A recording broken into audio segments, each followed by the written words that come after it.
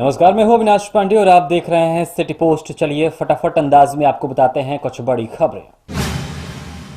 बिहार में सोमवार दोपहर 2 बजे तक कुल कोरोना पॉजिटिव मरीजों की संख्या बढ़कर 517 हो गई है, जिसके बाद आपको बता दें कि इसकी जो जानकारी है वो स्वास्थ्य विभाग के प्रधान सचिव संजय कुमार ने दी। वहीं अब तक कोरोना से मरने वालों की संख्या बढ़कर 4 हो गई है।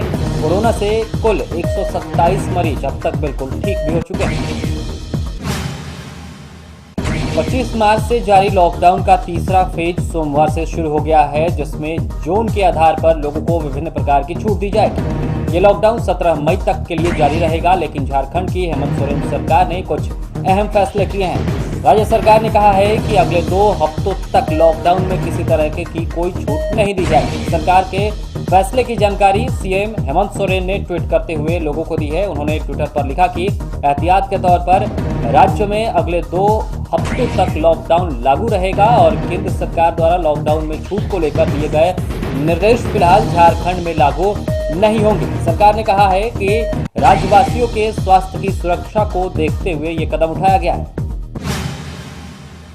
बिहार में कोरोना वायरस का कहर लगातार बढ़ता जा रहा है। राज्य में लगातार बढ़ रहे कोरोना के मामलों को देखते हुए पुलिस महानिदेशक गुप्तेश्वर पांडे ने लॉकडाउन और सोशल डिस्टेंसिंग का सख्ती से पालन करने के लिए निर्देश दिया है।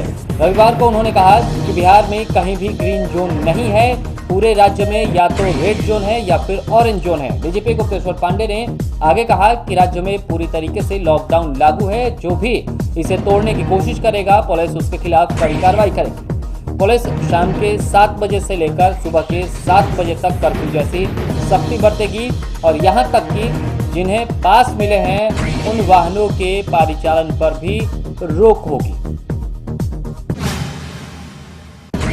देश में लॉकडाउन 17 मई तक के लिए बढ़ाने के साथ ही दूसरे राज्यों में फंसे मजदूरों को वापस भेजने का काम शुरू हो चुका है, लेकिन बिहार, झारखंड और उत्तर प्रदेश जैसे राज्य सरकारों ने अभी तक दिल्ली एनसीआर में फंसे लोगों को घर वापसी को लेकर कोई दिलचस्पी नहीं दिखाई है। दिल्ली से दूसरे राज्यों खासकर के यूपी, बिहार और झारखंड के लिए अभी तक श्रमिक स्पेशल ट्रेनें चलाने को लेकर कोई फैसला नहीं किया गया है।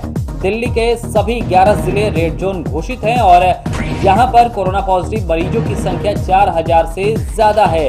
ऐसे में अभी तक फैसला नहीं हो सका है कि दिल्ली से सोशल स्पेशल जो श्रमिक ट्रेनें होंगी वो चलाई जाएंगी और कब तक इनकी घर वापसी हो पाएगी और क्या जरूरी चीजें होंगी, अभी तक इस पर फैसला नहीं हो पाया। कोरोना वायरस के कारण लागू किए गए लॉकडाउन ने आर्थिक गतिविधियों को पूरी तरीके से भी प्रभावित किया है। बड़े शहरों में कामकाज के सिलसिले में रहने वाले मजदूरों और कामगार वापस अपने घर को लौटने के लिए मजबूर हैं। लॉकडाउन को 17 मई तक के लिए बढ़ा दिया गया है। ऐसे में बाहर फंसे लोगों को घर लाने को लेकर बिहार में सियासत जारी है। एक दूसरे पर वार और प्रत्यावार भी हो रहा है।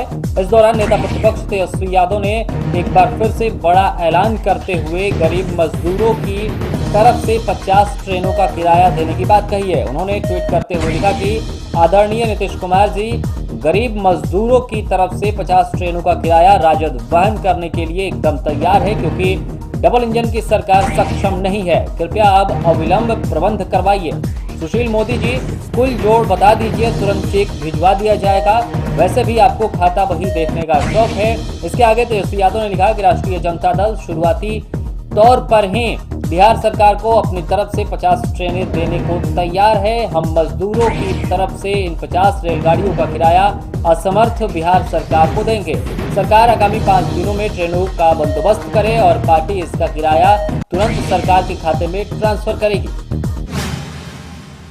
कोरोना संकट के दौर में भी बिहार में सियासत अपने पूरे उफान पर है। कोरोना का संकट जिस रफ्तार से बढ़ रहा है, उससे दुगनी रफ्तार से बिहार में राजनीति की रेलगाड़ी भी दौड़ रही है। दरअसल पिछले दिनों कोटा में फंसे बिहारी छात्रों को लेकर बसों की सियासत खूब हुई थी और अब ट्रेन पर सियासत हो रही है। नेता प्रतिपक्ष तेजस्वी यादव की ओर से ऐलान किया गया है कि वे 50 ट्रेनें सरकार को देंगे, जिससे बाहर फंसे बिहारी मजदूरों को वापस लाया जाएगा। लेकिन अब जेडीयू ने तेजस्वी यादव के इस ऐलान पर पलटवार किया है। जेडीयू नेता अजय आलोक ने कहा कि तेजस्वी यादव को पहले उन ट्रेनों के बुकिंग की रसीद दिखानी चाहिए। अजय आलोक ने अपने ट्वीट में लिखा कि और अब तेजस्वी यादव 50 ट्रेन का पैसा देंगे।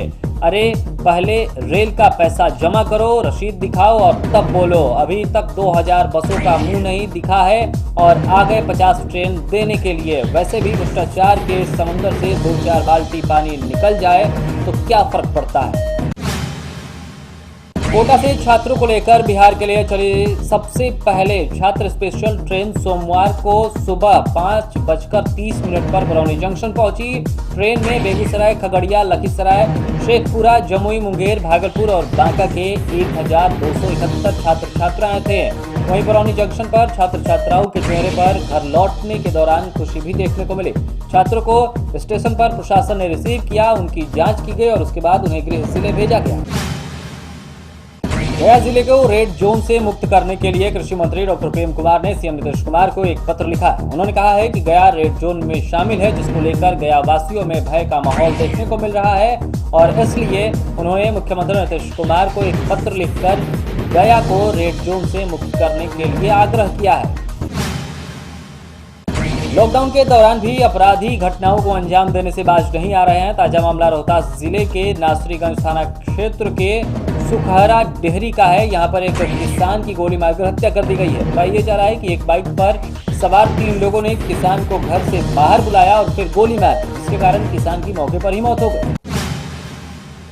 देश में कोरोना के मरीजों की संख्या लगातार बढ़ती जा रही है। सोमवार दोपहर 2 बजे तक देश में कोरोना पॉजिटिव मरीजों की संख्या बढ़कर 42,533 हो गई है, जबकि कोरोना से मरने वालों का आंकड़ा 1,373 हो गया है। वहीं इससे अब तक कुल 11,707 लोग पूरी तरीके से ठीक हो चुके हैं। तो फिलहाल फटाफट खबरों में इतना ही। ऐसे तमाम बड़ी खबरों से अपडेट रहने के लिए आप देखते रहें सिटी पोस्ट। नमस्कार।